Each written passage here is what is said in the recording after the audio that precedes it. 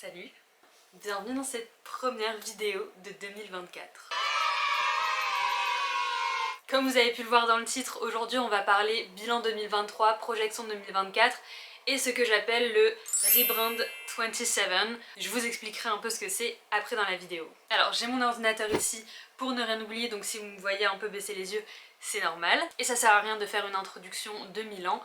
On commence avec le bilan 2023. Alors je sais pas pour vous, mais j'adore la période du Nouvel An et compagnie pour faire un bilan de comment s'est passée mon année précédente, et ça me permet aussi de voir un petit peu comment je peux organiser, comment je peux me projeter pour l'année qui suit. Donc cette année 2023, elle était assez particulière parce qu'il y avait un gap, je trouve, entre mon ressenti de l'année et ce qui s'est réellement passé. Genre quand je repensais à 2023, la première chose que je faisais c'est genre franchement cette année elle était nulle, elle était genre tout ce que tu veux, je l'ai vraiment pas aimée, etc., etc.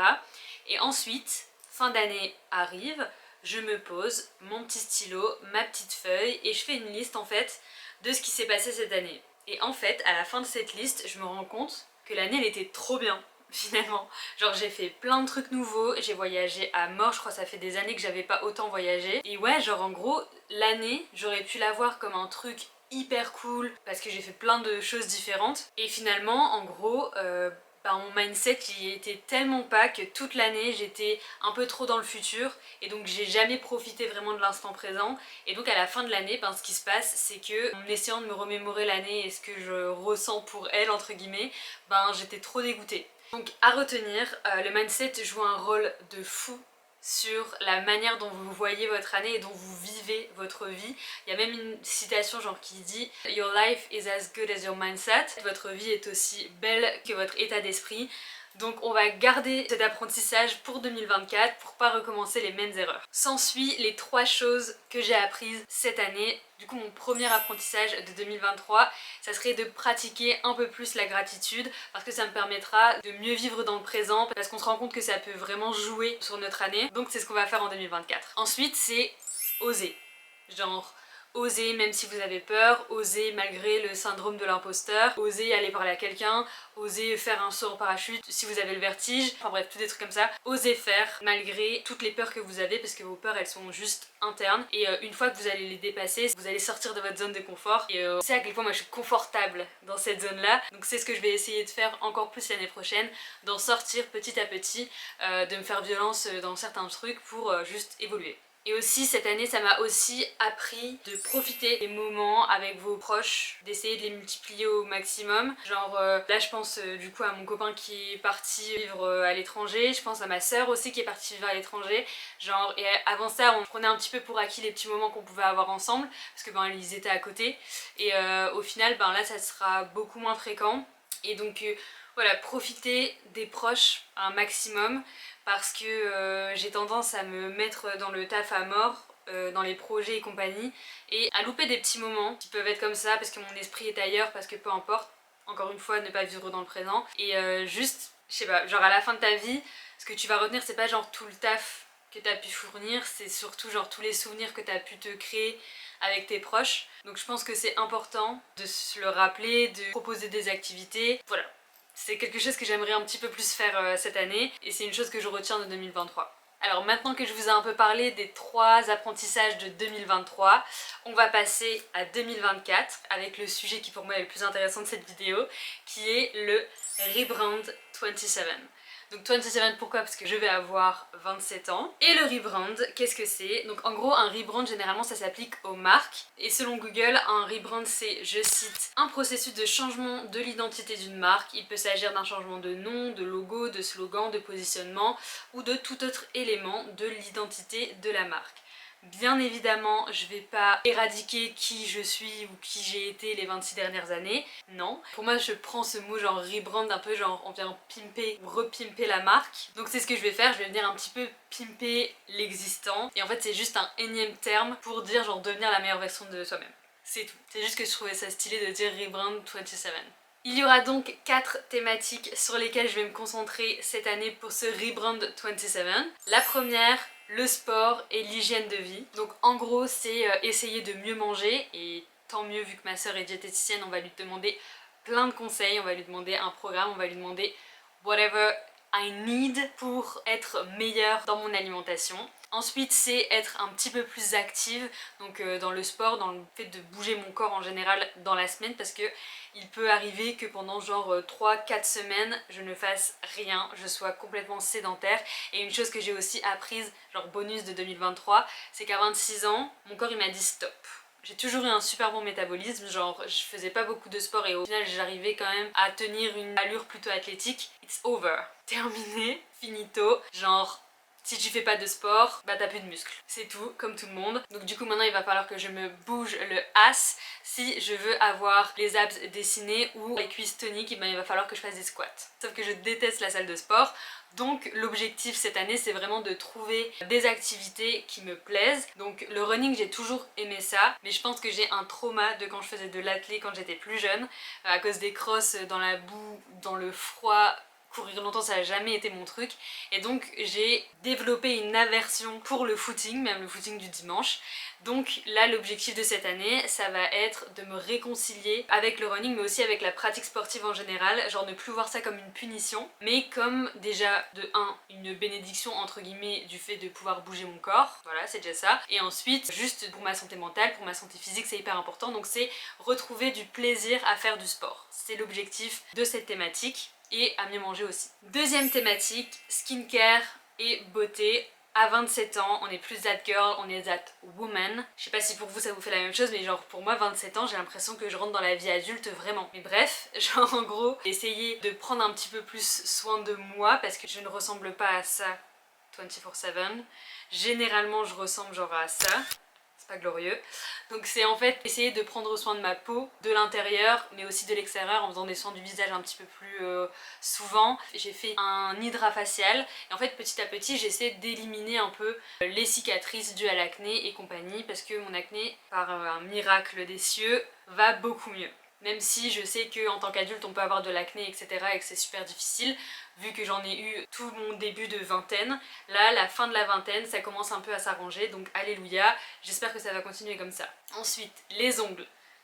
J'ai été les faire aujourd'hui pour mon anniversaire de demain, mais j'aimerais garder toujours des mains hyper propres, hyper soignées, donc je vais peut-être le faire chez moi parce que j'ai tout le matériel et c'est juste du semi-permanent, mais là je voulais me faire plaisir, aller en salon et compagnie, c'était une très bonne expérience d'ailleurs, et implémenter des petites choses, genre pas forcément aller en salon toutes les 5 minutes et dépenser 1000 € par mois, juste implémenter des petites choses dans le oiling toutes les semaines pour les cheveux ou tester le yoga du visage pour prévenir la vieillesse maintenant, tu vois. Que des trucs comme ça pour juste prendre soin de moi et être fraîche au réveil. Le but en fait c'est ça, c'est d'être fraîche au réveil, tous les jours.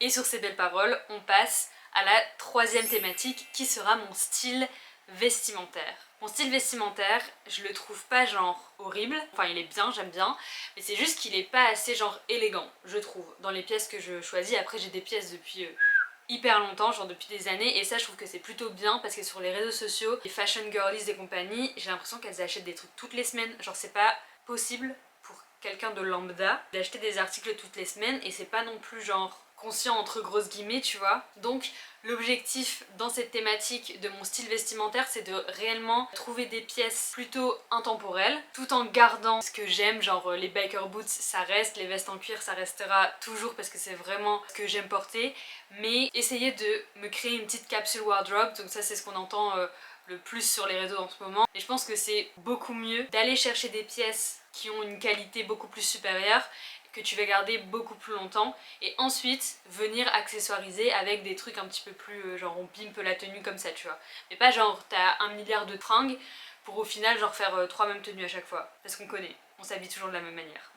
Et donc on passe maintenant à la dernière thématique qui sera genre développement personnel et lifestyle. Donc je vais être honnête, en 2023, j'ai un peu perdu l'ambition que je pouvais avoir genre à 21, 22 ans, ou même à 18 ans genre, où je pensais qu'en fait il y avait rien d'impossible et compagnie. Là j'ai genre un peu perdu ce mindset là, et ça me dérange. J'ai envie de me repermettre de rêver en grand et d'avoir des ambitions tellement hautes que si je les partage les gens vont me regarder genre comme ça. C'est le but, d'avoir des ambitions aussi hautes que ça, d'avoir des rêves aussi hauts que ça, pour ensuite, au final, même si je les atteins pas, ben c'est pas très grave parce que on dit on vise la lune pour tomber dans les étoiles. C'est un peu le même principe, mais c'est juste genre en gros me redonner un but, genre de me lever le matin, pas en me disant la vie, tu vois, mais en me disant ouais vas-y c'est trop bien, je vais me lever le matin et je serai contente.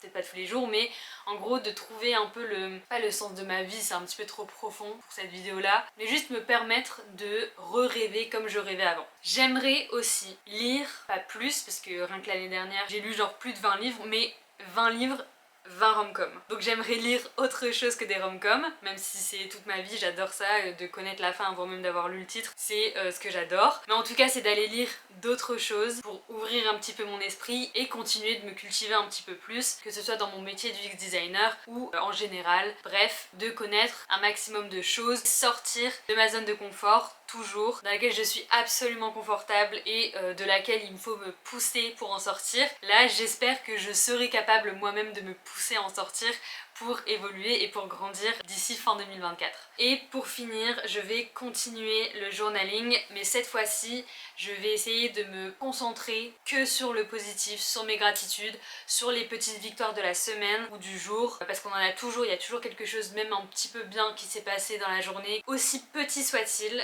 j'aimerais me concentrer sur le positif pour un peu aller à l'opposé du mindset que j'avais en 2023 et que 2024 soit une année positive parce que je décide qu'elle soit positive. J'ai envie de programmer mon état d'esprit pour ne voir principalement que le positif. Je me suis acheté un journal. Genre on peut pas ne pas écrire des belles choses dans ça. Genre il est magnifique ce journal. Je l'ai eu au Furet du Nord et genre c'est l'un des plus beaux que j'ai eu pour le moment. En plus genre le papier il est grave agréable. Et il est un peu souple, donc c'est plutôt agréable d'écrire dedans. Enfin bref, je suis pas en train de faire de la pub pour un carnet. J'ai juste envie que cette année soit une année positive. Et quand fin 2024, quand je me retourne, je me dise ah ouais punaise, genre j'ai kiffé mon année. Le mindset. Cette année, on se concentre sur le mindset. Donc voilà, c'est vraiment le but de ce Rebrand 27, c'est qu'en fin 2024, je me sens mieux dans ma peau, je me sens mieux dans mon esprit, je me sens mieux dans ma vie en général, que j'ai l'impression d'avoir évolué par rapport à aujourd'hui et d'être beaucoup plus genre hopeful pour l'avenir, moins appréhendée et plus genre espérer de belles choses de l'avenir. J'ai bien évidemment envie de documenter ce parcours, ce chemin et je vais commencer dès cette semaine parce que le jour où sort cette vidéo c'est mon 27e anniversaire et je vais vlogger bien évidemment la journée et la semaine qui suit. Donc si ça vous intéresse de prendre cette année pour qu'on évolue tout ensemble, let's go. Je documenterai également tout sur mes autres réseaux genre Insta, TikTok et Thread aussi. Genre c'est le best réseau social, t'as pas besoin de montrer ta tête H24. Mais en tout cas je posterai pas mal de contenu dessus, donc si vous voulez me rejoindre là-bas pour qu'on se donne des tips, pour qu'on se donne de la motivation, n'hésitez pas, sauf.h-du-bas sur tous les réseaux. On se retrouve là-bas et on se retrouve évidemment ici toutes les semaines pour une nouvelle vidéo, donc si ce genre de contenu vous intéresse, n'hésitez pas à vous abonner mais aussi à me soutenir en likant, en commentant, ça fera toujours plaisir. Donc en attendant la prochaine vidéo, je vous fais plein de bisous et je vous souhaite une très belle semaine. Ciao!